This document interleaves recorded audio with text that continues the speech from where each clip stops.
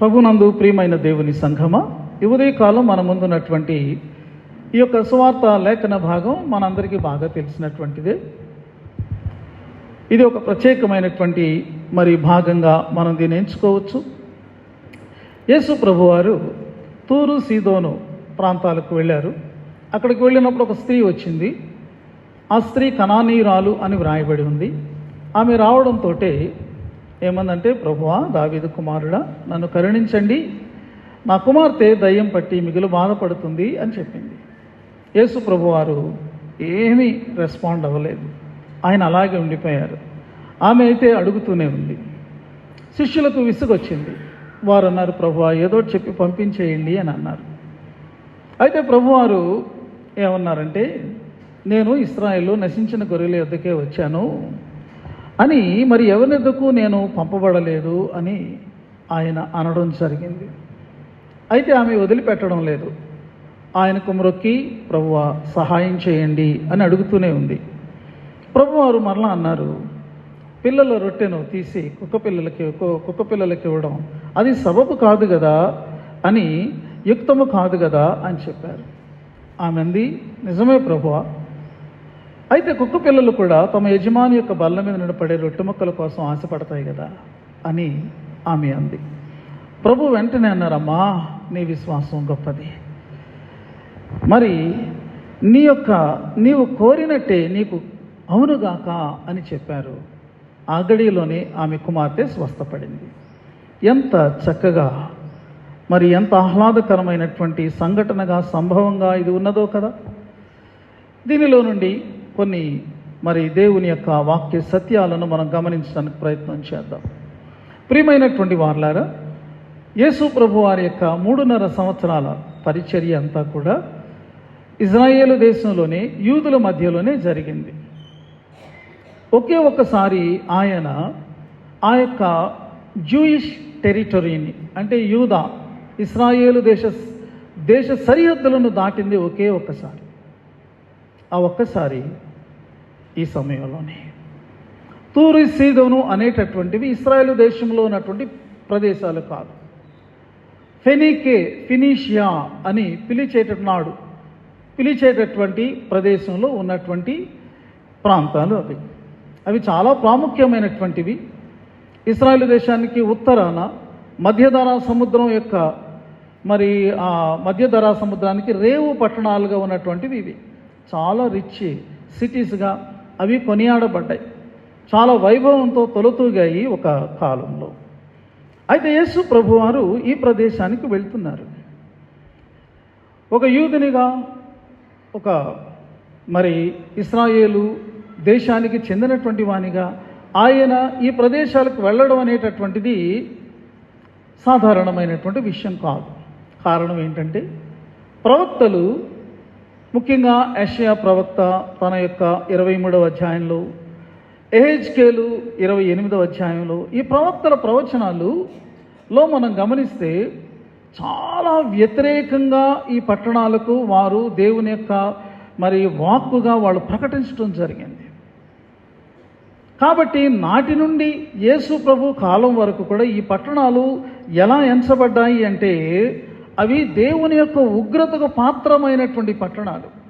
అవి బహు చెడ్డ పట్టణాలుగా అవి పరిగణించబడ్డాయి. ప్రియమైన వారలారా, ఇప్పుడు మనం గమనిస్తే ఏమి జరుగుతుంది? ప్రస్తుత కాలంలో తూరు పట్టణం ఉంది. అది లెబనాన్ అనే దేశంలో ఉంది. It is there. కాబట్టి సంఘటనలు, సంభవాలు అన్నీ కూడా వాస్తవమైనటువంటివి. ఈ పట్టణాల గురించి, లేకపోతే ఈ ప్రాంతపు మనుషుల గురించి మనం ఎంతైనా చెప్పుకోవచ్చు. యెజబెలు అనేటటువంటి ఆహాబు యొక్క భార్య ఈ యొక్క సీదోను ప్రాంతం నుండి వచ్చింది.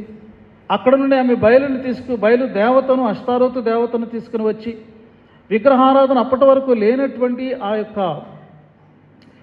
ఇశ్రాయేలు దేశాన్ని విగ్రహారాధన దేశంగా మార్చేసింది. ఇలాంటివి ఎన్నో ఉన్నాయి. ఏలియా సారేపతు అనే గ్రామం సీదోన్లో ఉంది, అక్కడికే వెళ్ళాడు. అక్కడ విధవరాల యొక్క విశ్వాసం మనం జ్ఞాపకం చేసుకుంటున్నాం. అయితే క్రీస్తు కాలం నాటికి అవి దేవుని ఉగ్రతకు పాత్రమైనటువంటివి. దేవుని ఉగ్రతకు పాత్రమైనటువంటి ప్రాంతాలలోనికి కృపాసత్య సంపూర్ణుడు ఆయన అడుగు పెడుతూ ఉన్నాడు. ప్రియమైన వాళ్ళారా, ఇప్పుడు ఆయన దేవుని ఉగ్రతను చూపడానికి కాదండి, దేవుని యొక్క అనుగ్రహాన్ని చూపడానికి ఆయన ప్రవేశిస్తూ ఉన్నాడు. దేవునికి దూరస్తులు అనుకున్నటువంటి ప్రజలను సమీపిస్తున్నటువంటి దేవుని యొక్క కుమారుడుగా ఆయన ఉన్నాడు. ఆయన వెళ్ళడం దేన్ని సూచిస్తుందో తెలుసా? దేవుని కృపకు ఎవరూ దూరస్తులు కాదు. ఏ జాతి కానీ, ఏ తెగ కానీ, ఏ ప్రజ కానీ, ఏ భాష మాట్లాడేవారు కానీ దేవుని కృపకు దూరస్తులు కాదు. దేవుడు వీళ్ళకు కృప చూపించడు అనేటటువంటి క్వశ్చన్ లేదు. ఆయన కృపకు అందరూ కూడా మరి అవకాశం వారికి ఉన్నది. నమ్మకంతో ఆయన వైపు చూచేవారిని ఆయన కరుణిస్తాడు అనేటటువంటి సత్యం యేసు తూరు సీదోను ప్రాంతములకు వెళ్ళడం ద్వారా మనకు అర్థమవుతుంది. రెండవది, యేసు ప్రభువారు ఆ ప్రాంతాలకు వెళ్ళినప్పుడు చూడండి, అక్కడ ఆ ప్రాంతముల నుండి ఒక స్త్రీ రావడం జరిగింది. ఈ స్త్రీ గురించి ఆమె పేరు మనకు తెలియదు, ఇతర వివరాలు మత్తయి ఇవ్వలేదు. మార్క్ అయితే సూరేఫెనీకే స్త్రీ అని అన్నాడు. సూరేఫెనీక్ అంటే ఆ ప్రదేశాలు సూరేఫెనీక అని పిలుస్తారు అంతే. అలాగే గ్రీసు దేశస్తురాలు అని కూడా అన్నాడు మార్కు. అంటే గ్రీకు సంస్కృతి యొక్క ప్రభావం ఉన్నటువంటి ప్రదేశాలు అవన్నీ కూడా అంతే, తప్ప ఇతర వివరాలు లేవు. అయితే మత్తయి మనకేమని వివరం ఇచ్చాడంటే ఆమె కనాను స్త్రీ అని అన్నాడు. మరలా ఇప్పుడు మనకొక మరి సత్యము ఇక్కడ బయలుపడుతూ ఉన్నది. ప్రియమైన వారలారా, మోషే యెహోషువ నాయకత్వంలో ఇశ్రాయేలీయులు ఐగుప్తును విడిచి మరి వారు ప్రవేశిస్తున్నటువంటి ఆ యొక్క వాగ్దాన దేశానికి నాడు ఉన్నటువంటి పేరు ఏంటంటే కనాను దేశం. కనాను ప్రజలు ఇశ్రాయేలీలను శత్రువులుగా ఎంచుకున్నారండి. ఎందుకని? మానవ దృక్పథంలో అది ఎలా ఉంటుందంటే, వీళ్ళు ఎక్కడో ఈ అరణ్యాలన్నీ తిరిగి వచ్చి మా దేశాన్ని ఆక్రమించుకున్నారు. ఎవరు వీళ్ళు? ఎందుకంటే కనాను వారి దేశంగా ఉంది. అయితే ఈ యొక్క కనాను ప్రజలు వీరిని శత్రువులుగా ఎంచుకున్నటువంటి వారుగా ఉంటూ ఉన్నారు.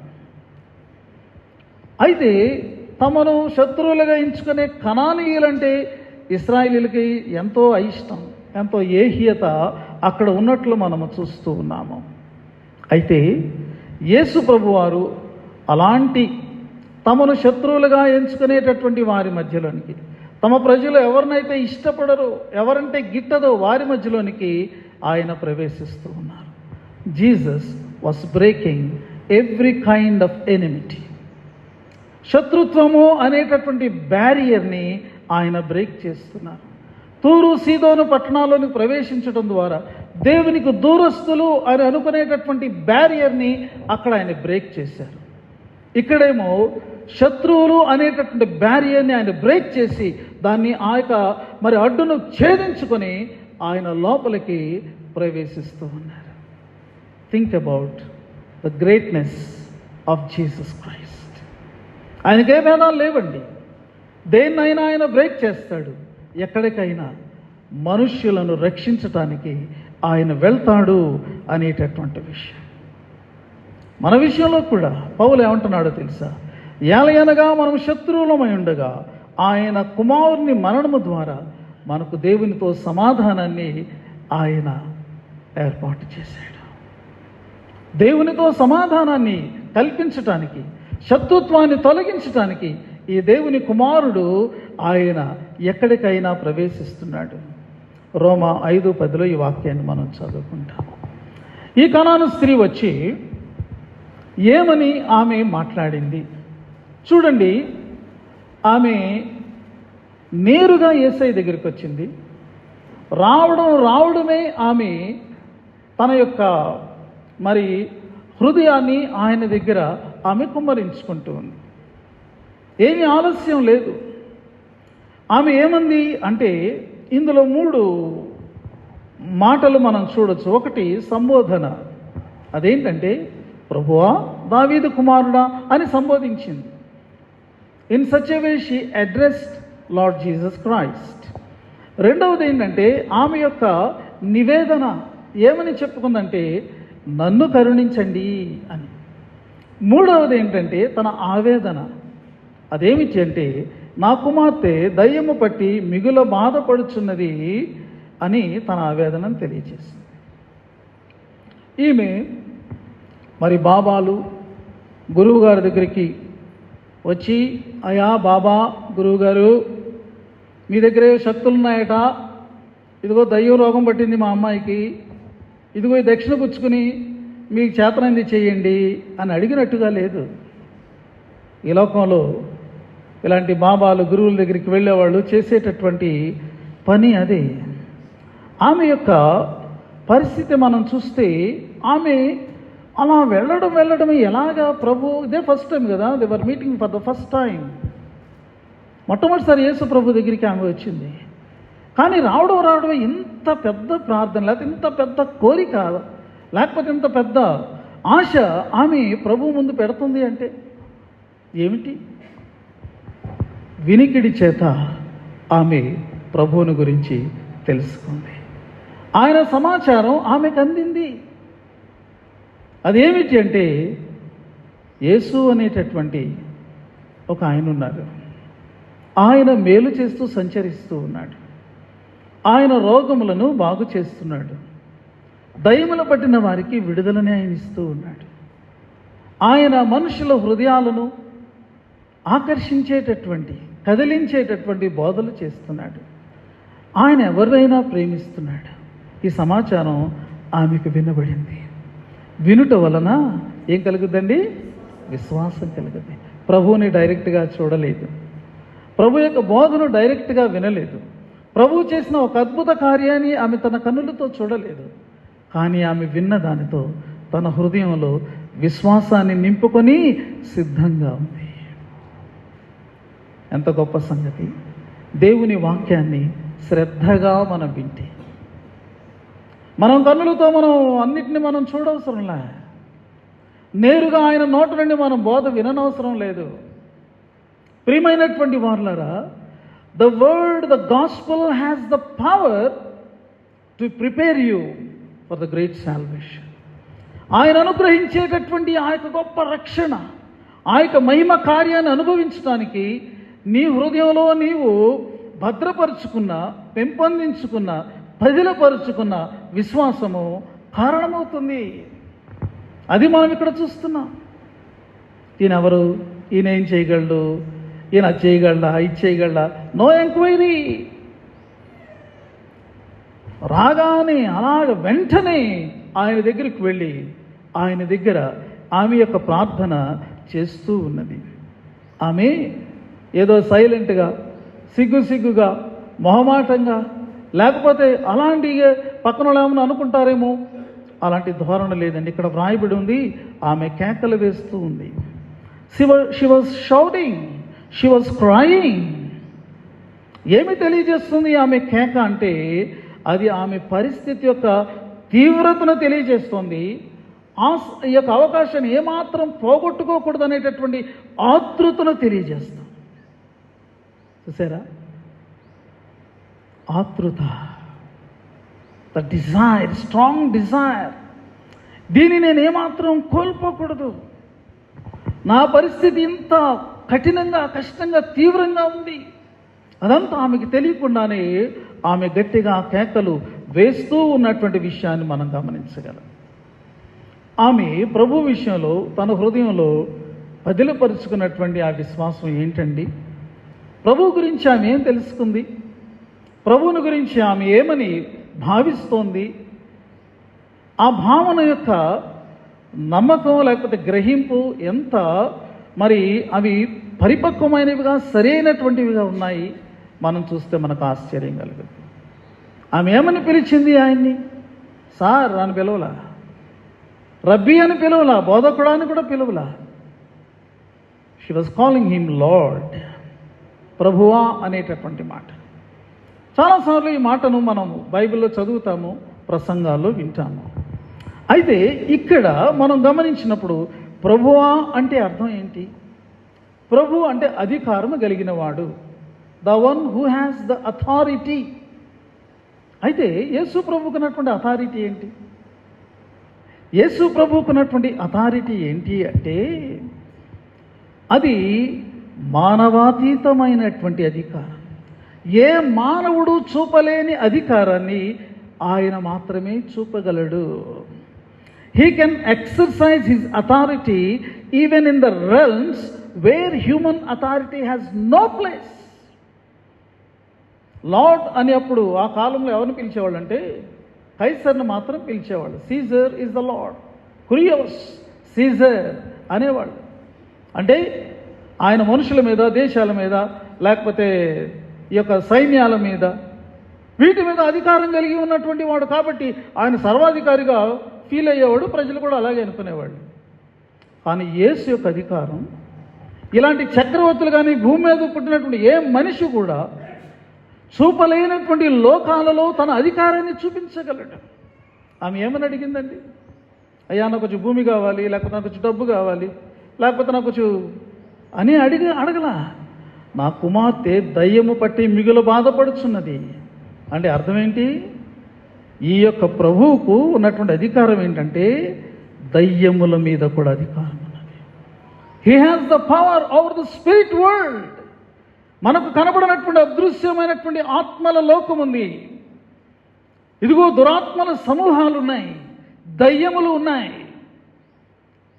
వాటి మీద కూడా ఆయన అధికారం గలవాడు. దురాత్మల సమూహములను ఆయన ఆజ్ఞాపించగలిగినటువంటి వాడు. He can command them. ఎంత అద్భుతమైనటువంటి విశ్వాసమో చూడండి. ఎంత డీపర్ ఫెయిత్, ఎంత హయ్యర్ ఫెయిత్. ప్రియమైనటువంటి వారలారా, వినికిడి చేత తన హృదయంలో పదిలిపరుచుకున్న విశ్వాసం సామాన్యమైనది కాదు, సాటి లేనటువంటిది అని మనము ఖచ్చితంగా జ్ఞాపకం చేసుకోవాలి. రెండవది ఆమె ఏముందో తెలుసా? దావీదు కుమారుడా అని పిలిచింది. ఈమె దావీదు కుమారుడా అని పిలుస్తూ ఉంది. అది మెస్సియా యొక్క బిరుదని మనందరికీ కూడా తెలుసు. It is the title for మెస్సయా.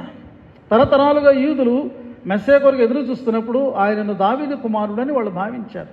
కానీ తీరా యేసయ్య వచ్చాక యేసయ్యను ఆయన దావీదు కుమారుడిగా అంగీకరించడానికి అత్యధికమైనటువంటి యూదులు వారు ఇష్టపడలేదు. అలా వారు ఇష్టపడనటువంటి పరిస్థితుల్లో ఈమె యేసును నీవు మెస్సయావు, మానవ జీవితాన్ని ఉద్ధరించడానికి ఏర్పాటు చేయబడినటువంటి, ప్రవచించబడినటువంటి రక్షకుడు నీవే అని ఆమె ఒప్పుకుంటూ ఉంది. ఆయనను సంబోధిస్తూ ఉంది, ఆయనను గౌరవిస్తూ ఉంది. చూసారా? Right understanding about God. నీ దేవుని గురించి, నీవెవరైతే నమ్ముతున్నావో ఆయనను గురించి నీకు రైట్ అండర్స్టాండింగ్ ఉందా? ఆయన మీద పూర్తిగా ఆనుకోగలిగినంత విశ్వాసం ఉందా? ఈయనకు అన్నిటి మీద అధికారం ఉంది కాబట్టి నేను దేన్నైనా ప్రభు దగ్గర నేను నా విజ్ఞాపనగా నేను పెట్టుకోవచ్చు అనేటటువంటి అంత నమ్మకం ఉందా? అలా నమ్మకం లేకపోవడం బట్టి నేడు క్రైస్తవులు అనబడేటటువంటి వారు కూడా ఇక్కడికి ఎక్కడికి పరిగెడుతున్నారు. భూత వైద్యుల దగ్గరికి పరిగెత్తే క్రైస్తవులు చాలామంది నాకు తెలుసు. మంత్రాలు, తంత్రాలు, యంత్రాలు వేయించుకునేటటువంటి వారు చాలామంది తెలుసు. ఈ ప్రభువు నన్ను కాపాడలేడు అని చెప్పేసి ఇంటికి ముందు బూడిద గుమ్మడికాయను తగిలించుకునేటటువంటి వాళ్ళు చాలామంది నాకు తెలుసు. ఇంకా ఈ అన్యమైనటువంటి వాటిని నమ్ముకునే వాళ్ళు చాలామంది మనకు కనబడుతూ ఉంటారు. ప్రియమైన వారులారా, వారు ఈ ప్రభువును దావీదు కుమారుని గుర్తించలేదని మనం తెలుసుకోవాలి. ఆయనను కూడా వాళ్ళు పెట్టుకున్నారంతే. ఈయన కూడా కొన్నిట్లో మనకు ఉపయోగపడతాడు. మనకు ఉపయోగపడే దేవుడిని మనం చూస్ చేసుకుని మనం పెట్టుకుందాం. ఈ దేవుడిని దీని కొరకు ప్రార్థన చేసుకుందాం, ఈ దేవుడిని దీని కొరకు ప్రార్థన చేసుకుందాం. కలుషితమైనటువంటి విశ్వాసం, మలినమైనటువంటి విశ్వాసం, అపవిత్రమైనటువంటి విశ్వాసం. ఈరోజు వాక్యం వింటున్న వారిలో ఎవరైనా ఇలాంటివి చేస్తున్నట్టయితే వాటిని తొలగించుకోవాలని దేవుని సేవకునిగా నేను తెలియజేస్తున్నాను. ఇవి కూడదు. అలాంటి కొద్దిదున్నా నువ్వు యేసు ప్రభు మీద నువ్వు 80% విశ్వాసం పెట్టుకున్నా, ఒకళ్ళు 20% ఇలాంటివి ఉన్నా, నీ విశ్వాసం కలుషితమైంది, అపవిత్రమైనటువంటిది. తొలగించుకో దాన్ని, నీ విశ్వాసాన్ని పవిత్రపరచుకో. ఈమె అన్యురాలు, గమనించండి. She was not a Christian or a Jew. దేవుని ఎరిగినటువంటి వ్యక్తిగా ఎంచబడినటువంటిది కాదు, కానీ తన హృదయంలో ఎంత గొప్ప విశ్వాసం అని. ప్రియమైనటువంటి వాళ్ళారా, కొన్నిసార్లు ఇంత గొప్ప విశ్వాసం లేకపోతే ఇంత సరైన విశ్వాసంతో ఉన్నప్పటికీ కూడా కొన్నిసార్లు మనకు నిరాశ ఎదురవుతుందా? నిరాశ ఎదురవ్వచ్చు. ఎందుకంటే ఈమె ఇలా ప్రార్థన చేసిన తర్వాత ప్రభు ఆమెతో డీల్ చేసినటువంటి విధానం చాలా డిఫరెంట్గా ఉంది. ఇప్పటి వరకు ఎవరితో ఆయన అలా డీల్ చేయలేదు. అడిగిన తోడనే ఆయన కార్యాలు చేశారు. యాయీరు అన్నాడు, అయ్యా నా కుమార్తె చావసిద్ధమైందంటే ఏకంగా ఆయన వాళ్ళ ఇంటికి వెళ్ళాడు. తక్షణమే ఆయన బాగు చేశాడు. కానీ ఈ స్త్రీ విషయం వచ్చేటప్పటికి ఆయన ఆమెతో వ్యవహరిస్తున్న తీరు, డీల్ చేసినటువంటి తీరు చాలా డిఫరెంట్గా, ఒక స్పెషల్గా ఉన్నట్టు మనం చూస్తాం. ఎలా అంటే ఏమింతలాగా వచ్చి ఆయనను ప్రాధేయపడుతూ అడుగుతుంటే అసలు ఆయన కేర్ చేసినట్టు కనబడుతుంది. ఆయన ఒక్క మాట అయినను ఆమెతో చెప్పలేదట. అంటే అసలు ఆమెను పట్టించుకున్నట్టే ప్రభు పట్టించుకున్నట్టే ఆయన ఉన్నారు. ఎలాంటి పరిస్థితి అండి కదా. అరే నేను ఈయనని ఇంతగా ఆయనను అడుగుతుంటే, ప్రార్థన చేస్తుంటే ఏంటి కనీసం నా వైపు ఆయన చూడటం లేదు, నా మాటే విన్నట్టుగా ఆయన నాకు అనిపించటం లేదు, ఏంటి ఇంతగా? ఇది ఒక రకమైనటువంటి, మన ఎవరితోనో మాట్లాడుతున్నప్పుడు వాళ్ళు మన మాట వినకపోతే అది ఒక రకమైనటువంటి ఫీలింగ్ మనకు వస్తుంది కదా, ఒక రకమైన అవమానభావం మనకు వస్తుంది కదా. అది మొట్టమొదటిసారి.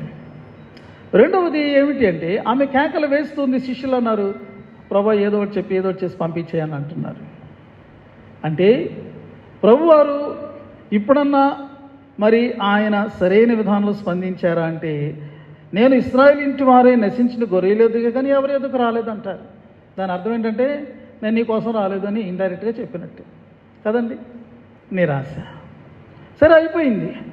ఇంకా ఆమె మరలా ఇంకా ఆయనను మొక్కి ఈసారి హెల్ప్ అడుగుతుంటే ఈసారి ఆయన అంటారు, పిల్లలు రొట్టె తీసుకొని కుక్క పిల్లలకి ఏమంటావా ఏంటి నువ్వు అని అంటున్నారు. 3 అటెంప్ట్స్లో కూడా సానుకూలమైనటువంటి స్పందన యేసు వైపు నుండి రాలేదు. అనుకూలమైనటువంటి జవాబు ఆయన వైపు నుండి రాలేదు. తనకు ఆయన దగ్గర ఏ అవకాశం లేనట్టే, ఏ స్థానం లేనట్టే అక్కడ మనము చూస్తాము. ప్రియమైన వార్లరా, యేసయ్య ఎందుకు ఇలాగా డీల్ చేస్తున్నారు? ఆయన ఎంతో జ్ఞానము కలిగినటువంటి వాడు, ప్రేమ కలిగినటువంటి వాడు. ఆయన ప్రతి వ్యక్తితో డీల్ చేసినప్పుడు ఆయన విధానాలు ఆయనకుంటాయి. మనము అపార్థం చేసుకునేటటువంటి అవకాశాలు ఉన్నా ప్రభు యొక్క శక్తిని బట్టి, ఆయన రాకను బట్టి, ఆయన ఉద్దేశాలను బట్టి, అందులో ఉన్నటువంటి మర్మాన్ని గ్రహించడానికి మనం ప్రయత్నం చేయాలి. ఈరోజు బైబిల్ పైన చదివి యూట్యూబ్లో ఛానల్స్ ఓపెన్ చేసి ఎంతో మరి దుర్భాషలు ఆడుతున్నటువంటి వ్యక్తులు మనం చూస్తాం. వారు అంతరార్థాన్ని గ్రహించడానికి ప్రయత్నం చేయకుండా పైన కనబడుతున్నటువంటి వాటిని వారు పట్టుకొని అపార్థాలను సృష్టిస్తూ అబద్ధాలను వారు ప్రచారం చేస్తూ అదొక రకమైనటువంటి మానసికమైనటువంటి దౌర్బల్యతను వారు కనపరుస్తూ ఉన్నారు. యేసు ప్రభు వారు ఈమెను టెస్ట్ చేస్తున్నారా? ఇలాంటి టైంలో యేసు ప్రభు వారు టెస్ట్ చేసేవారుగా ఉంటారా? నేను అనుకుంటున్నాను యేసయ్య ఆమెను పరీక్షించటం లేదు, కానీ ఆమె యొక్క హృదయాంతరాళాల్లో ఆమె పదిలపరుచుకున్నటువంటి విశ్వాసాన్ని ఆయన వెలికి తీస్తూ ఉన్నారు. Bringing out, digging out the faith that is in her heart, deep in her heart. లోపల ఉంది అలాంటి విశ్వాసం ఆమెలో కూడా ఉందని ఆమె కూడా తెలియకపోవచ్చు, కానీ ప్రభువారు అలాంటి పరిస్థితిని ఆయన కల్పిస్తున్నారు. ఎంతో విశ్వాసంతో ఈయనే నాకు సహాయం చేసాడు నా సమస్తమని ప్రార్థన చేసుకుంటే ఏ స్పందన లేకపోతే మనం నిరాశ పడిపోదామా? ఆ ప్రభువును విడిచిపెట్టేద్దామా? అభ్యంతర పడదామా? లేకపోతే దాన్ని అవమానంగా ఎంచుకుందామా? ఈమెను మనం చూద్దాం. ఏ స్పందన రాకున్నా ఆమె తన ఆశను విడవలేదండి, తన పట్టుదలను ఆమె కోల్పోలేదండి, ఆయనను అడుగుట ఆమె మానలేదండి, వ్యసనపడలేదు, విసిగిపోలేదు. This is needed if you have the right faith. ఒక నిజ విశ్వాసము, సరైన విశ్వాసంలో ఇవి అందులో ఇమిడి ఉంటాయి. అంతలోకే నువ్వు డౌట్ పడిపోతే అది విశ్వాసం అవుద్దా? అంతలోకి నువ్వు విసిగిపోతే అది విశ్వాసం అవుతుందా? నో, కాదు. పట్టుదల కలిగినటువంటి, మరి విసిగిపోకుండా ఉండేటటువంటి, ప్రభువు మీద వేరు భావాలు మనసులోనికి రానివ్వకుండా ఉండేటటువంటి ఒక గొప్ప స్థితిని మనం చూస్తాం. రెండవది, మనం ఈ పాయింట్లోనే చూస్తే ఆయన మౌనం నిరాకరణ కాదు. ఆయన మనల్ని నిరాకరించడం లేదు, కానీ ఆయన మీద మరింతగా ఆధారపడడానికి ఆయన మౌనం నీకొక అవకాశం. ఈజ్ నాట్ రిజెక్టింగ్ యూ, కానీ is giving opportunity that you may depend upon him more and more. ఇది. ఇక రెండవది మనం చూసినప్పుడు ప్రభువారు అంటారు, నేను ఇశ్రాయేలీలో నశించిన గొర్రెల యొద్దకే వచ్చాను అని అంటారు. ఒక భక్తుడు దాని గురించి ఏమన్నాడంటే, as a whole Israel is a last nation, వాళ్ళ కోసం నేను వచ్చాను. వాస్తవమే, ఆయన వారికి మెస్సియాగానే ఎంచబడ్డాడు, వారి మధ్యలోనికే వచ్చాడు, వారి మధ్యలోనే ఆయన సేవ చేశాడు. ఇదంతా ఉంది, కరెక్టే. అంటే మొదటి అవకాశం వారికి ఆయన ఇస్తూ ఉన్నాడు. అయితే యేసు ప్రభువారు ఇలా చెప్పడంలో, నేను ఇశ్రాయేలీయులకు కాపరిని, అది వాస్తవమే. మరి నీకు కూడా నేను కాపరిగా నువ్వు నన్ను ఎంచుకుంటున్నావా? నా మందలోని మరి ఒక గొర్రెగా నిన్ను నువ్వు ఎంచుకుంటున్నావా? దావీదు కుమారుడు అని నీవు నన్ను పిలిచావు, నేను కూడా నీకు రక్షకున్నా, నీవు అలా నన్ను ఆశిస్తున్నావా అనేటటువంటి భావన అందులో ఉంది. ఒకసారి ఒక ముస్లిం నా దగ్గరికి వచ్చి ఈ లేఖనాన్ని ఎత్తి ఏమన్నాడు, మీరేంటి యేసుప్రభు మా దేవుడు, యేసుప్రభు మా రక్షకుడు అని అంటున్నారు? ఆయనే స్వయంగా నోటితో ఏం చెప్పారు? నేను ఇశ్రాయేల్లో నశించిన గొర్రెల ఎదుకు వచ్చానని ఆయన చెప్తే, నేను మరి ఇంకా వేరెవరి కోసం రాలేదని చెప్తే, మీరెందుకో క్రైస్తవులు మా దేవుడు మా రక్షకుడు అని అంటున్నారని అన్నాడు. అలాంటి పరిస్థితుల్లో మనం ఏం జవాబు చెప్పాలి? ఇక్కడ వాస్తవంగా లేఖనం అలాగే ఉంది. How can why answer? ఈ ప్రశ్న మీకు వేస్తే మీరేమని జవాబు చెప్తారు? ప్రియమైన వారులారా, ఒక లేఖనాన్ని మనం ఆధారం చేసుకోకూడదు. సాతాను యొక్క మోసంలో ఏంటంటే, ఏదో ఒక లేఖనాన్ని తీసుకుని వస్తాడు, ఆ టైంలో మనం మిగిలిన లేఖనాలను మర్చిపోతే మనం సమస్యలో పడతాం. ఆయన మంచి కాపరిగా చెప్పుకున్నటువంటి సందర్భంలో, సమృద్ధి జీవం ఇవ్వడానికి వచ్చాను, నేను గొర్రెలకు మంచి కాపరిని అని చెప్పిన సందర్భంలో ఆయన ఏమన్నారంటే, ఈ దొడ్డివి కానీ వేరే గొర్రెలను నాకు కలవు. ఈ దొడ్డివి అంటే ఇశ్రాయేలీయులు, కానీ వీరు మాత్రమే కాదు, నాకు ఇంకా గొర్రెలు చాలామంది ఉన్నారు. ఇశ్రాయేలీయులు కానటువంటి వారు కూడా, ఇతర జాతుల వారు, ఇతర విశ్వాసాల వారు ఈ లోకంలో చాలామంది నా గొర్రెలుగా ఉన్నారు, నాకు కలవు.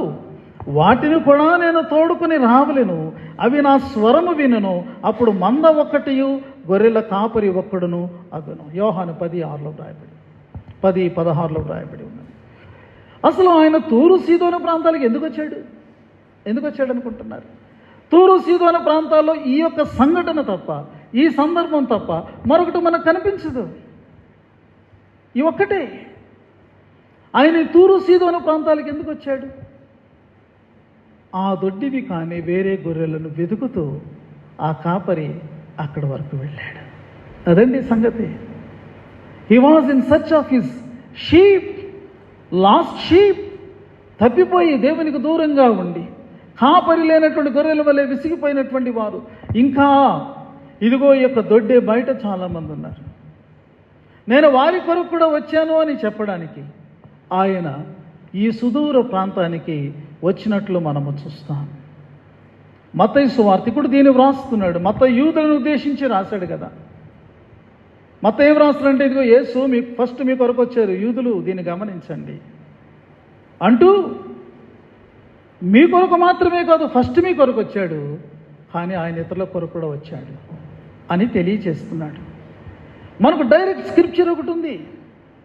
ఆయన అందరి కోసం అనేటటువంటిది మత్తయ్య వ్రాసాడు, దాన్ని ఇంకెక్కడ వ్రాయబడలా. 11వ అధ్యాయం 8వ వచనం ఏం వ్రాయబడి ఉంటుంది? ప్రయాసపడి భారం మోసుకొంచున్న సమస్తమైన వాళ్ళారా. జాతి, మత, వర్గ, లింగ, భాష, వర్ణ, మీరు ఏది చెప్పండి, అవన్నీ తుడిపేశారు యేసుప్రభు. Come on to me all యీ లేబర్ అండ్ హెవీ లాడెన్. మీరెవరైనా సరే, ఆయన ఏమన్నారు? నేను మీకు విశ్రాంతిని ఇస్తాను. I will give you rest, I will give you rest. దీని ఏమన్నారంటే సార్వత్రిక పిలుపు. ఎవరైనా మిమ్మల్ని ఆయన నశించినట్లు ఇశ్రాయేలు దగ్గరికి వచ్చాడు కదా, మీరెందుకు ఎగురుతున్నారని అన్నారు అనుకోండి, 11వ అధ్యాయం 8వ వచనం తీసి చూపించాడు. నా కోసం కూడా వచ్చాడు. ప్రయాసపడి భారముతో ఉన్నటువంటి నా భారాన్ని ఆయన తీసివేసి నాకు విశ్రాంతి ఇవ్వడానికి నా ప్రభు వచ్చాడని చెప్పుకోవడానికి మత్తయ్య దానిని వ్రాసాడు. ప్రియమైనటువంటి వారులారా, మరి ఈమెతో యేసు ప్రభు వారు ఆ మాట చెప్పినప్పుడు ఆమె ఏం చేసింది? అయితే నాకు అవకాశం లేదా? ఆయన ఇశ్రాయేలీయుల కోసం వచ్చాడా? ఆయన తలదించుకొని ముఖం ముడుచుకొని మరి అవమానపడుతూ అయిష్టపడుతూ వ్యసనపడుతూ వెళ్ళిపోయిందా?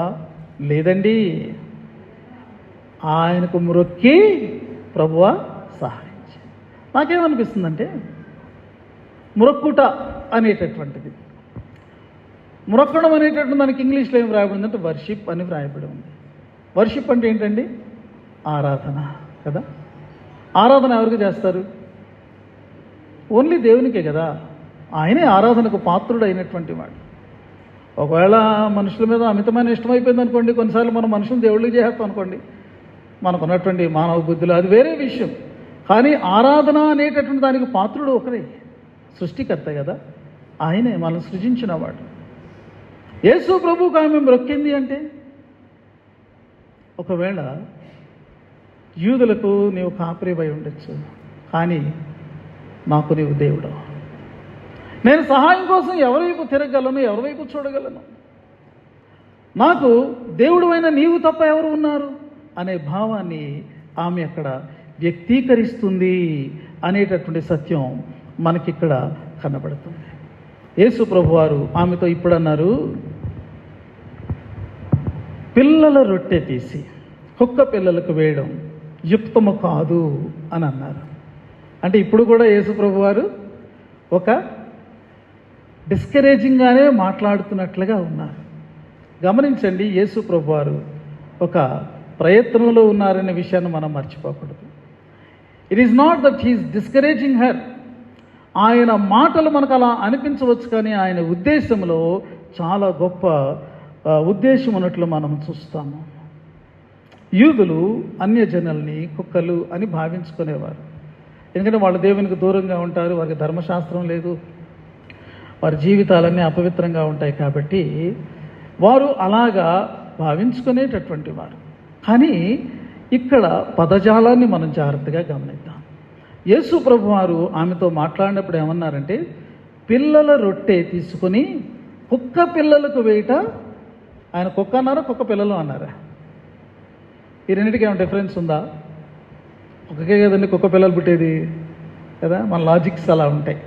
కానీ ఇక్కడ మనం గమనించినప్పుడు ప్రియమైనటువంటి వాళ్ళారా, ఒక అఫెన్సివ్గా అనిపిస్తున్నటువంటి దానిని ఈమె మరలా ఆపర్చునిటీగా మార్చుకుంది. It seems like he's offending her. ఆయన ఆ మాట ద్వారా ఆమెను అవమానపరుస్తున్నట్టు, అఫెండ్ చేస్తున్నట్టు. ఏదైనా దగ్గరికి వస్తే నన్ను కుక్క అంటావా? నాకు సహాయం చేసింది లేదు, పెట్టింది లేదు, మళ్ళీ నన్ను కుక్కని తిడతావా నువ్వు అని ఇమీడియట్గా అలా రియాక్ట్ అవ్వచ్చు. కానీ ఆమె అలా రియాక్ట్ అవ్వలేదు. ఆ యొక్క అభ్యంతరాన్ని, ఆ అఫెన్స్ని ఆమె ఒక ఆపర్చునిటీగా తీసుకుని ఆ మాటనే పట్టుకుంది. ఒక్క పిల్లలనే మాట పట్టుకుందాన్ని. యేసు ప్రభు అన్న యొక్క మాటను ఆమె ఎలా యూజ్ చేసుకుందంటే, నిజమే ప్రభువా, కుక్క పిల్లలు కూడా తమ యజమాని బల్ల మీద నుండి పడు రొట్టె ముక్క కోసం ఆశపడుతుంది. కదా, కుక్క పిల్లలు అంటే రోడ్డు మీద తిరిగేటటువంటి ఊర కుక్కలు కాదనమాట. They are pet dogs. ఇంటిలో పెంచుకునేటటువంటి పెంపుడు కుక్కలు. మీలో చాలామందికి ఉన్నాయని నేను అనుకుంటున్నాను. మాకు డాక్టర్ గారు ఉండేవారు. ఆయన కొన్ని జంతువులను పెంచేవాడు. కుక్క పిల్ల భలే ఉందన్నా అనుకో, ఆయన కోపం వచ్చేసేది. కుక్కని పిలవకూడదు, దానికి ఒక పేరు ఉంటుంది అనమాట, పప్పి అనే పిలవాలి. నేను ఒక ఇంటికి వెళ్తే అలా ఒక పేరుని పెట్టి అయ్యగారు వచ్చే నమస్కారం పెట్టి, అయ్యగారు వచ్చే నమస్కారం పెట్టి అంటే ఆయన పిల్లవాడు వస్తారు అనుకున్నాను నేను. కుక్క చెప్తున్నారనమాట, అయ్యగారు వచ్చి నాకు నమస్కారం పెట్టాలంట. నాకు మర్చిపోయింది, అది నమస్కారం పెడితే నేను ఎలా రియాక్ట్ అవ్వాలి? కుక్క కదా నమస్కారం పెట్టాలో నాకు తెలియదు మరి. అంటే విపరీతమైనటువంటి ఏమంటారు, కుక్కల మీద మోజు, ప్రేమ అసలు చాలా ఉంటాయి కదండి. అంటే ఇంట్లో ఉండే కుక్కలకు ఉండేటటువంటి స్థానం ఎలా ఉంటుంది? అభ్యంతరంగా ఎంచుకునేటటువంటి మాటని ఆమె ఏం చేసిందంటే, అయ్యా నేను నీ ఇంటిలో ఒక కుక్క పిల్ల లాంటిదాన్ని, కానీ అది నీ దగ్గరున్న నువ్వు నా యజమానుడు, నా యజమానుడి ఇల్లు నా ఇల్లే కదా.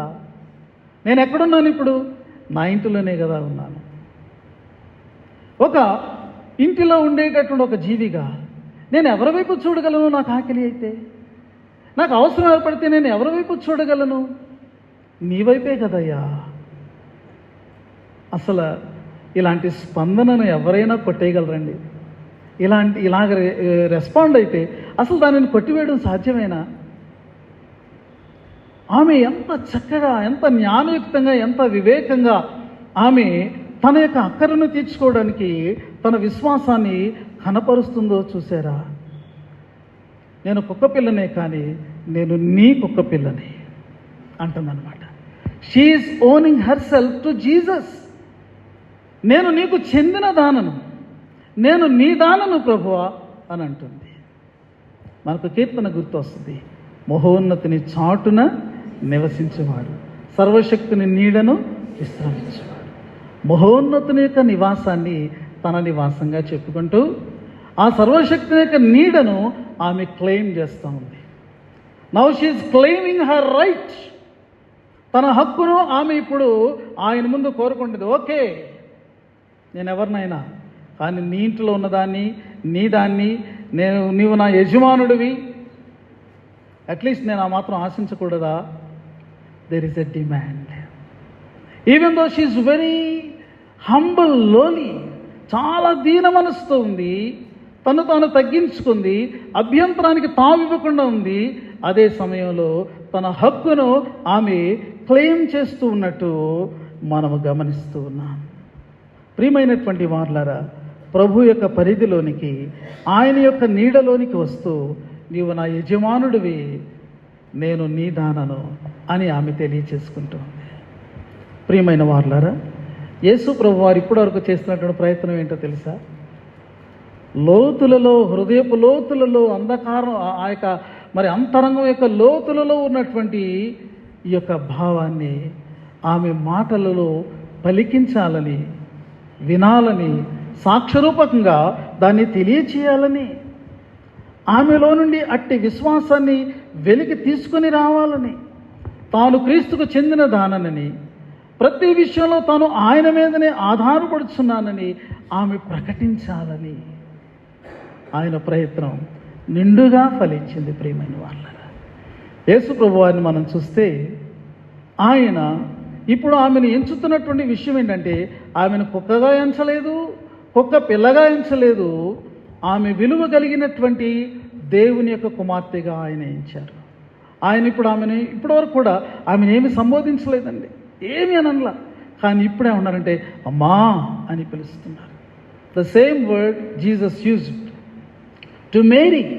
కానా వివాహంలో అమ్మా, నాకేమి పని, నాతో నీకేమి పని అన్నారు సార్. సేమ్ వర్డ్ని ఇక్కడ యూజ్ చేశారు. ఈ అమ్మ అనేటటువంటి పదంలో ఉన్నటువంటి భావం ఏంటో తెలుసా? విలువ కలిగినటువంటి, గౌరవము కలిగినటువంటి వ్యక్తి అని అర్థం. ఈ స్త్రీమూర్తి విలువ కలిగినటువంటిది, అలాగే గౌరవప్రదమైనటువంటిది.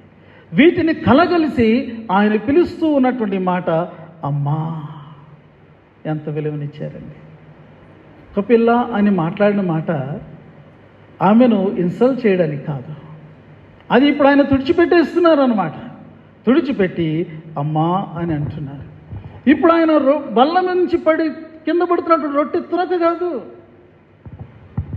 ఒక పరిపూర్ణమైనటువంటి ఒక రొట్టెని ఆయన తీసి ఆమె చేతుల్లో పెడుతున్నట్టు. అంటే ఆమెకు అవసరమైనంత పరిపూర్ణమైనటువంటి కృపను ఆయన ఆమెకు ప్రసాదిస్తూ ఉన్నాడు. సంగమా, ఆమె దేనిని కోరుకుంటుందో ఆయన ఆమెకు దానిని ఇస్తూ ఉన్నాడు. ఆమె ఆశించినట్టే ఆమె కుమార్తె ఆ సమయంలోనే సాతాను శక్తి నుండి, దయ్యపు శక్తి నుండి totally she got delivered, healed completely. ఇంటికి వెళ్ళి చూసుకునేటప్పటికీ ఎంత అద్భుతం! ఇప్పటి వరకు మనం గమనిస్తే దయ్యం పట్టిన వాళ్ళందరూ యేసుప్రభు సమక్షంలోనికి వచ్చారు. కానీ ఇక్కడ మనం చూస్తే ఆ కుమార్తె మనకు కనబడదు, ఆమె ఎక్కడ ఇంట్లో ఉంది. కానీ యేసు ప్రభు ఇక్కడి నుండి ఇదిగో ఆయన ఆజ్ఞాపించాడు, ఆ దయ్యం వదిలిపోయింది, ఆమె విడుదల పొందినట్లు మనము చూస్తూ ఉన్నాము. ప్రియమైనటువంటి వారులారా, మన విషయానికి వస్తే ప్రభువు కృపా సమృద్ధుడు, ఫుల్ ఆఫ్ గ్రేస్. ఆయన మనకు బల్ల మీద నుండి పడే ముక్కలు ఆయన ఇవ్వడం లేదండి, మనలను బల్ల యొద్దకు ఆహ్వానిస్తూ ఉన్నాడు. He's inviting us to his table. This is called Lord's table. ప్రభు బల్ల యొద్దకు మనలను ఆయన ఆహ్వానిస్తూ ఉన్నాడు. మనకేమి స్వరం వినబడుతుంది అంటే, సమస్తమును సిద్ధముగా ఉన్నది, రండి, పుచ్చుకొని తినండి, పుచ్చుకొని త్రాగండి. ఎంత అద్భుతం! ప్రతి ఆదివారం, ప్రతి నెల మొదటి ఆదివారం పాస్టర్ గారు నిలబడి ఇదే మాటను ఆయన పలుకుతున్నారు. అది పాస్టర్ గారి మాట కాదు, అది ప్రభు యొక్క పిలుపు. He is inviting you to his table. సంగమా, రొట్టె తినకలతో సర్దుకోండి అని చెప్పేవాడు అనుకుంటున్నారా మన ప్రభు? కాదండి. ఈ యొక్క బల్లను మనం చూచినప్పుడు, మనము ఆ బల్ల యొద్దకు వెళ్ళినప్పుడు అక్కడికి మనం వెళ్ళి కూర్చోలేం, మనం కూర్చోం. అక్కడికి వెళ్ళినప్పుడు మనము మోకరిస్తాం. We kneel down before this table. మనము క్యాజువల్గా, నార్మల్గా, మామూలుగా మనము ఆ బల్ల యొద్దకు వెళ్ళలేం. నలిగిపోయిన హృదయాలతో, విరిగినటువంటి హృదయంతో మనం అక్కడికి వెళతాం. ప్రతి విందుకు, ఏదో విందుకు వెళ్ళినప్పుడు నవ్వుకుంటూ సరదాగా వెళ్ళినట్టు మనము ఈ యొక్క బల్ల యొద్దకు రాలేం. మన యొక్క కళ్ళల్లో కన్నీళ్ళు అక్కడ ఉంటాయి. ఎందుకంటే అక్కడికి వెళ్తున్నప్పుడు మనకు అవగతం అవుతుంది, అపాత్రులము, అయోగ్యులము, చాలిన వారము కాదు. కానీ ఎంత గొప్ప పిలుపు మనకు ఇవ్వబడింది. ఇది క్రీస్తు ప్రభుని యొక్క శిలువ, శ్రమ, మరణ ఫలితంగా సిద్ధపరచబడినటువంటి బల్ల. దీనికి సాటి అయిన బల్ల ఈ లోకంలో, ఈ విశ్వంలో మరెక్కడా కూడా లేదండి. There is only one lord's table. There is no other table equal to this table. This is unique. సాటి లేనటువంటి ఆ బల్ల. ప్రియమైన వార్లారా, ఇది మనలను పోషించి సంరక్షించే బల్ల, రక్షణ విందును మనకు అందించేటటువంటి బల్ల. అక్కడికి వెళ్ళినప్పుడు ఆయన ప్రేమ మనకు పంచబడుతూ ఉన్నది. He's serving his love to us. మన విరిగినప్పుడు హృదయాలను ఆయన బాగు చేస్తున్నాడు. మన కన్నీరును ఆయన తుడుస్తూ ఉన్నాడు. మనం మోకరించి ఉంటే ఆయన తన హస్తం బట్టి లేపి ఆయన మనలను, మనం ఆ బల్ల నుండి వెళ్తున్నప్పుడు ఇక దుఃఖితులం కాదు, విరిగిపోయిన జీవితాలు కాదు మనవి. ఇకన మనము ఏదో కోల్పోయినటువంటి వారము కాదు. We are the people with satisfaction.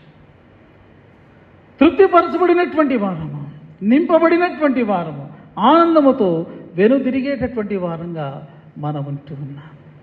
ఈ బల్ల యొద్దకు వచ్చినప్పుడే నీ జీవితం, నా జీవితం పాపం నుండి ప్రక్షాళన చేయబడి ఒక పరిశుద్ధతలోనికి మనల్ని ట్రాన్స్ఫార్మ్ చేసేటటువంటి బల్ల. ఈరోజు పత్రిక లేఖన భాగం, పరిశుద్ధులుగా ఉండేట్టుగా దేవుడు మనల్ని పిలిచాడు. మనం అపవిత్రులమైతే, అపరిశుద్ధులమైతే ఎక్కడ మరలా మనము పరిశుద్ధులంగా మార్చబడగలం? ఓన్లీ ఈ టేబుల్. ఎంత అద్భుతమైన అవకాశం ఇచ్చారు ప్రభు. నాడు ఆ యొక్క స్త్రీని ప్రశంసించారు. ఎంత గొప్ప విశ్వాసం నా ఎడల నీవు పదిలపరచిన గొప్ప విశ్వాసం అంటే సరైనటువంటి విశ్వాసం, సరైన అవగాహన. ప్రియమైనటువంటి వార్లర్, ఈ మండల కాలంలో ప్రభుని యొక్క శిలువ శ్రమలను ధ్యానిస్తున్న మనం కూడా ఇటువంటి విశ్వాసాన్ని కలిగి ఉండడానికి ప్రయత్నం చేద్దాం. పరిశుద్ధాత్మ దేవుడు మన వినికిడి వాక్యాన్ని ఫలింపచేయనుగా.